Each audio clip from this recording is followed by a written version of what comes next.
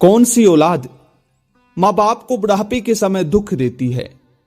जय श्री कृष्णा मित्रों, आज एक बार पुनः आप सभी का स्वागत है ज्ञानवर्धक कहानी यूट्यूब चैनल में। दोस्तों, आखिर कौन सी औलाद मां बाप को बुढ़ापे के समय दुख देती है।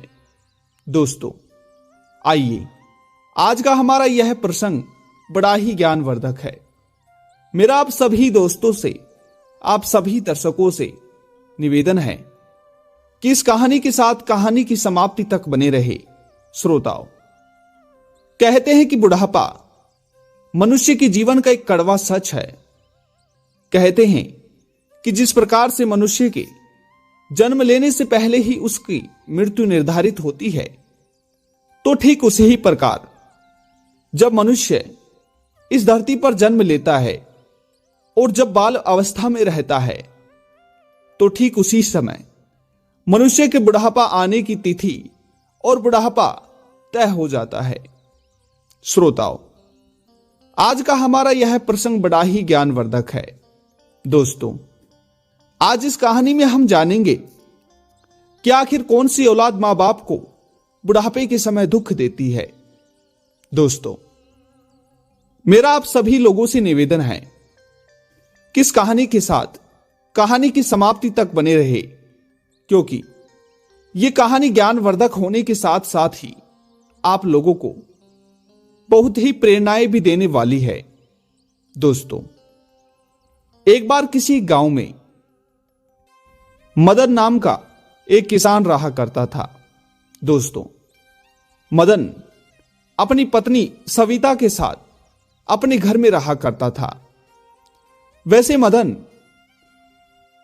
बेचारा बहुत गरीब था, परंतु उसकी जो पत्नी सविता थी वह बहुत ही गुणवान और बहुत ही भक्ति स्वभाव की थी। दोस्तों, मदन रोज अपने खेतों में काम करने जाया करता था और सारे दिन अपने खेतों में अपने बैलों से खेत की मिट्टी को जोतकर कुछ पैसे कमाता और उसी पैसे से वह अपना और अपनी पत्नी का पेट भरता था। दोस्तों, उधर जो सविता थी वह बड़ी ही गुणवान थी। वह मदन के जाने के बाद अपने ही गांव के कुछ सेठों के घर में बेचारी काम कर कर अपने पेट को पालती थी और मदन से ऊपर कुछ रुपए कमाती थी। दोस्तों, अब इस तरह से उन दोनों का गुजर बसर तो चल रहा था, परंतु बेचारी सविता और मदन के जीवन में बस एक ही दुख था। दोस्तों, उन लोगों के जीवन में केवल एक ही दुख था और वह दुख था कि उनके कोई भी संतान नहीं थी। दोस्तों, और यह किसी ने सत्य ही कहा है कि एक स्त्री का जीवन तब तक अधूरा रहता है जब तक उसको कोई संतान ना हो। श्रोताओं, कहते हैं कि जिस तरह से एक दिया और एक बाती का मेल नहीं होता, ठीक उसी प्रकार से बिन संतान की स्त्री का इस जीवन में कोई मान नहीं होता। दोस्तों, परंतु सविता भगवान शिव की बहुत बड़ी भक्त थी। सविता हर सोमवार का व्रत भी किया करती थी और भगवान शिव से, भोले भंडारी से केवल एक ही बात कहती थी, हे प्रभु, चाहे मेरे जीवन में घोर गरीबी आ जाए, अगर हम दोनों पति पत्नी की जीवन में घोर गरीबी आ जाएगी तो हम सूखी रूखी रोटी खा लेंगे। अगर हमारे जीवन में घोर कष्ट आ जाएंगे तो हम दोनों पति पत्नी साथ मिलकर उनका डटकर सामना करेंगे। परंतु हे प्रभु, आप केवल हम दोनों पति पत्नी को एक संतान दे दीजिए, जिससे हमारा जीवन धन्य हो जाएगा। दोस्तों, अब इस तरह से भगवान शिव ने एक दिन सविता की सुन ही ली और सविता को कुछ ही महीनों बाद एक पुत्र की प्राप्ति होती है। दोस्तों, अब सविता और मदन अपनी पुत्र का नाम रमेश रख देते हैं। श्रोताओं, अब रमेश नाम रखकर मदन और सविता दोनों ही बहुत खुश थे और अपने घर में एक पुत्र को पाकर, अपनी संतान को पाकर बहुत खुश थे।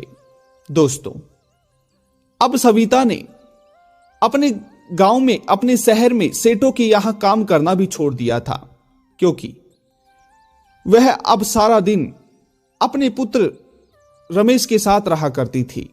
श्रोताओं, उधर मदन अब खेतों में काम करता, उधर पहले तो वह अपनी पत्नी का और अपना दोनों का ही पेट भरा करता था, लेकिन अब उसके घर में तीसरा मेहमान भी आ चुका था और अब उसके ऊपर ज्यादा बाहर बढ़ चुका था।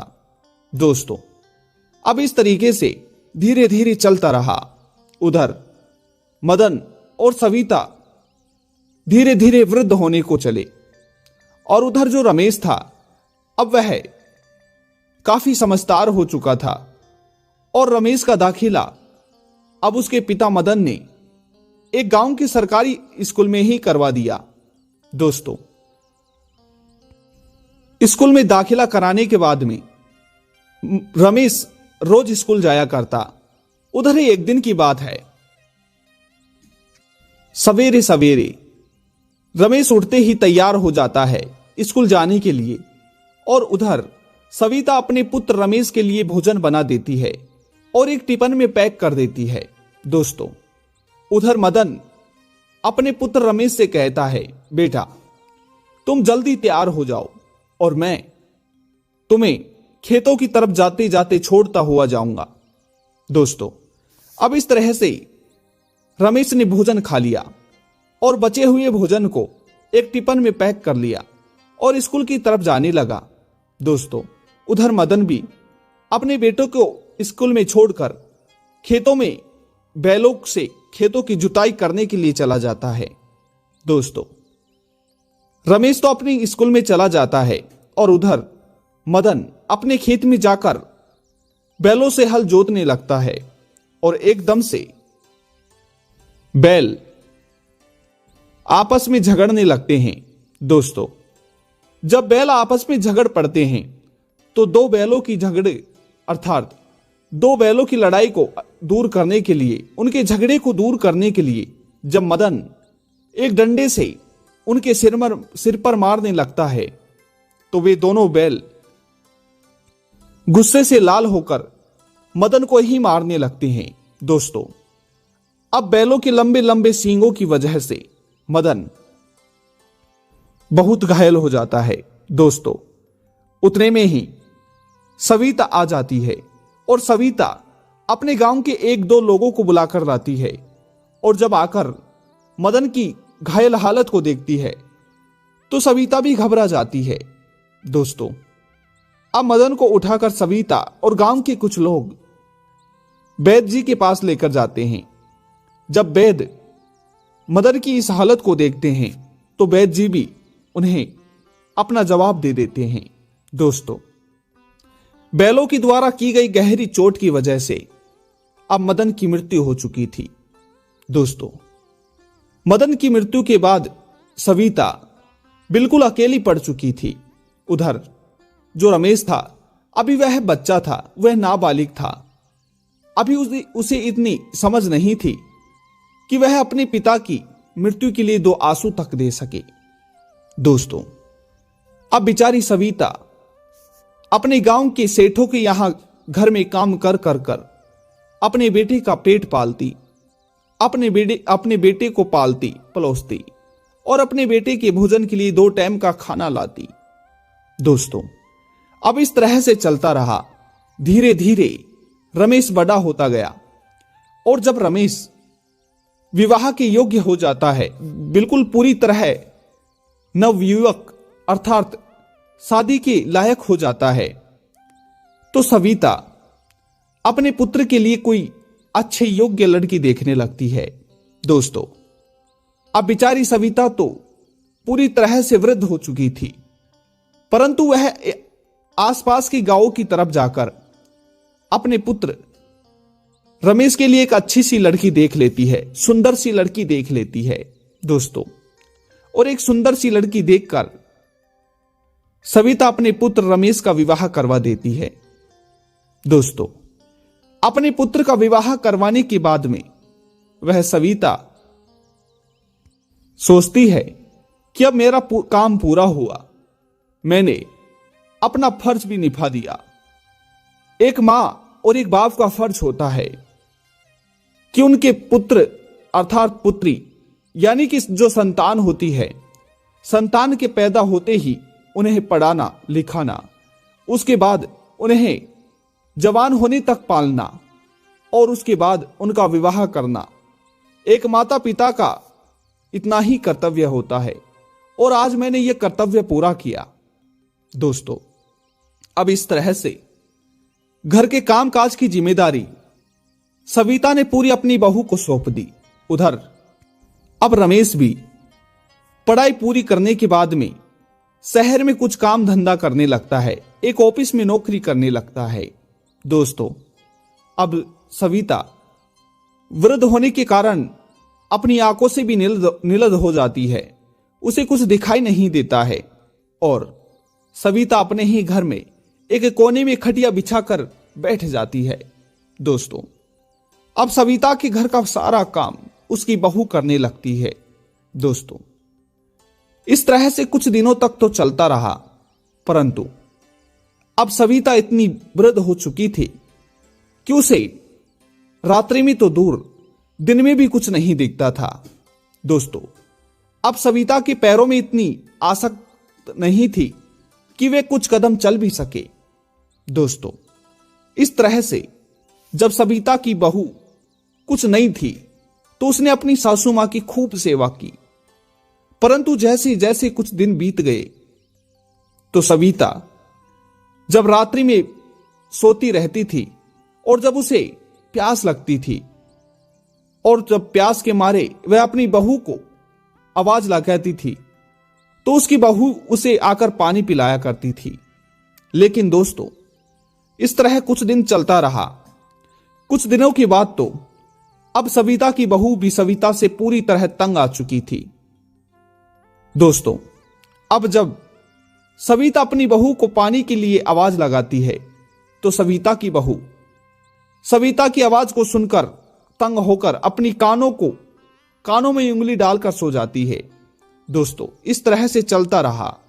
अब एक दिन की बात है, सविता का बेटा रमेश जब अपने घर आता है तो सविता की बहू रमेश से कहती है कि अब मैं यहां नहीं रह पाऊंगी, अब मुझे यहां से शहर की तरफ ही ले चलो और तुम्हारी इस बूढ़ी मां को यहीं पड़ी रहने दो, क्योंकि अब ये बहुत बूढ़ी हो चुकी है और इसके शरीर से दुर्गंध आती है और मैं नहीं चाहती कि इसके इस गंदी हालत, इसके इस दुर्गंध भरे शरीर की वजह से हमें और हमारे बच्चों को कोई बीमारी हो जाए, इसलिए चलो और मुझे भी ले चलो। दोस्तों, अब रमेश अपनी नई नई पत्नी के उस प्रेम जाल में वशीभूत होकर और अपनी मां के पुराने प्रेम को छोड़कर, अपनी मां को छोड़कर, अपनी पत्नी के प्रेम में वशीभूत होकर शहर अपनी पत्नी को लेकर चला जाता है। श्रोताओं, अब जो सविता थी वह अपने पति को तो पहले ही खो चुकी थी, परंतु अपनी बहू आने के बाद में बिचारी ने अपने बेटे को भी खो दिया। दोस्तों, अब इस तरह से वह पूरी तरह अकेली पड़ चुकी थी। अब तो सविता अपने ही मुख से यमराज को अपनी मृत्यु के लिए निमंत्रण रोज भेजती। सविता अब रोज यमराज से यही विनती करती कि हे प्रभु, क्या इस धरती पर मैं ही भारी हूं जो आप मुझे नहीं उठा रहे। श्रोताओं, अब इस तरह से अपने तन मन और धन से दुखी होकर सविता अपने ही हर दिन, हर भोर और हर रात्रि को कोसती। श्रोताओं, कुछ दिन तो चलता रहा, परंतु कहते हैं कि कर भला तो सब भला। श्रोताओं, अब कुछ दिनों के लिए तो सविता की बहू और सविता का बेटा रमेश शहर में रहने लगते हैं, परंतु शहर का खर्च बहुत ज्यादा है। दोस्तों, शहर में रमेश को 20,000 रुपये मिलते थे, परंतु 20,000 रुपये में उनका खर्च पूरा नहीं चलता था। दोस्तों, क्योंकि जिस घर में रमेश और उसकी पत्नी रहते थे उस घर का किराया 15,000 था। उसके बाद में 5,000 उनका घर खर्च था दोस्तों। लेकिन इस परिस्थिति में भी वे दोनों पति पत्नी शहर में रहने लगे दोस्तों। अब कुछ महीने तो बीत जाते हैं और कुछ महीनों के बाद उनकी अकल ठिकाने आ जाती है दोस्तों, क्योंकि रमेश की जो पत्नी थी वह बड़ी ही चरित्रहीन थी। वे रमेश के जाने के बाद अपने नए नए यार और दोस्तों को बुलाया करती थी और रमेश के जाने के बाद अच्छे अच्छे भोजन लाया करती थी। होटलों से अच्छे अच्छे भोजन को मंगाया करती थी और खाया करती थी दोस्तों। अब इस तरह से रमेश की कमाई से, एक महीने की कमाई से उन लोगों के ऊपर खर्चे तो दूर कर्ज होने लगा था दोस्तों। अब शहर से तंग होकर एक दिन रमेश और उसकी पत्नी दोनों ही गांव की तरफ वापस चल देते हैं दोस्तों। और गांव में पहुंचते ही रमेश और रमेश की पत्नी अपनी इस बूढ़ी मां के पैरों में जाकर गिर जाते हैं दोस्तों। अपनी मां के पैरों में गिरते ही और अपनी मां से माफी मांगते ही सविता अपने बेटे और अपनी बहू को माफ कर देती है। श्रोताओ, किसी ने क्या खूब कहा है कि चाहे संतान कुछ भी कर दे, संतान चाहे कितना ही बुरा घोर अनर्थ कर कर क्यों ना आए, माता और पिता उन्हें अपने सीने से लगा ही लेते हैं। श्रोताओं, अब इस तरीके से सविता अपने पुत्र महेश और अपनी बहू को अपने सीने से तो लगा लेती है, परंतु उन लोगों से एक बात कहती है कि बेटा रमेश, बंधी बुहारी लाख की और बिखरे पाचे खाक की। रमेश, जब तक एक परिवार एक साथ रहता है तो उस परिवार को कोई भी दूर नहीं कर सकता, उस परिवार को कोई अलग नहीं कर सकता। चाहे कैसे भी कष्ट हो, चाहे कैसी भी समस्या हो, मिल बांट कर परिवार के लोग उस कष्ट, उस बाधा को दूर ही कर लेते हैं। और इस वजह से कभी भी अपने प्रेम और धन के मोह में वशीभूत होने के बाद मनुष्य को कभी अपने परिवार से दूर नहीं होना चाहिए।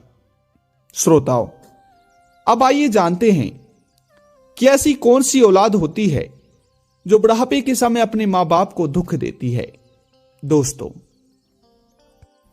कहते हैं कि जिस औलाद को या जो माता पिता अपनी संतान को ठीक संस्कार नहीं देते हैं, अर्थात जो माता पिता अपनी संतान को अपने से दूर पढ़ाई के लिए शहर और विदेशों में रखते हैं, तो उन माता पिताओं की औलाद उन्हें बुढ़ापे के समय दुख देती है दोस्तों, क्योंकि उन्हीं माता पिताओं ने अपनी संतान को अपने आप से दूर रहने की आदत डाली है। क्योंकि अगर आपकी संतान आपके पास 24 घंटे रहेगी तो वह आपकी संतान आपका मूल्य समझेंगी, परंतु जब आपकी संतान आपसे कोसों विदेशों दूर रही है तो आपकी संतान आपका मूल्य कभी भी नहीं समझेगी। और समझ लो, जो माता पिता अपने संतान को संस्कार नहीं देते, अपनी संतान को पढ़ाई के लिए विदेशों कोसों दूर रखती हैं, तो ऐसे संतान अपने माता पिता को बुढ़ापे के समय दुख देती हैं। दोस्तों, आज का यह प्रसंग आप सभी को कैसा लगा, कमेंट बॉक्स में जरूर बताइएगा। और एक बार फिर मिलते हैं नई वीडियो, नई जानकारी के साथ। तब तक आप सभी लोगों का बहुत बहुत धन्यवाद। जय श्री कृष्णा, राधे राधे।